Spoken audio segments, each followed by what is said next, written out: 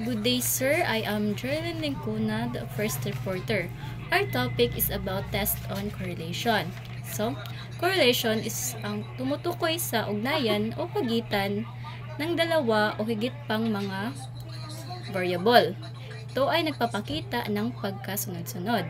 Example, ang correlation between sa timbang o height sa usa ka tao.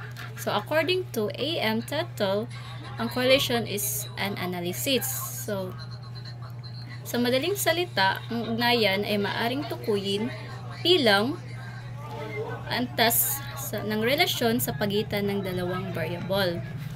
So, ang purpose sa correlation analysis ay para nga ma-determine ang antas sa relationship between the variable. So, types of correlation. There is the different types of correlation. Positive and negative correlation. Linear and non-linear correlation. Simple, multiple, and partial correlation. So, sa positive correlation, if ang duha ka variable is mulihok siya sa same direction, ay nagaingon diri nga is kuan siya positive.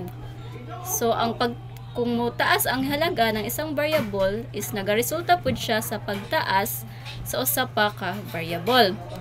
Or kung mababa ang halaga sa usa ka variable, ang resulta is mababa pud ang isa ka variable. So, nagaingon pud siya nga positive ang ilahang connection.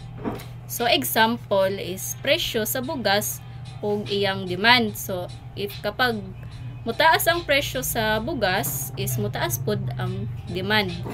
So, next is, so ang negative correlation, if ang duha ka variable is mulihok siya in opposite directions, ang ilang connection is negative. If kung mababa ang halaga sa usa ka variable, so ang resulta niya is mutaas ang halaga sa usa ka variable. So ang ilang connection is positive. Example, pag mababa ang demand sa bugas, mutaas ang presyo niya. So, linear correlation. Ay, masa namang kuday.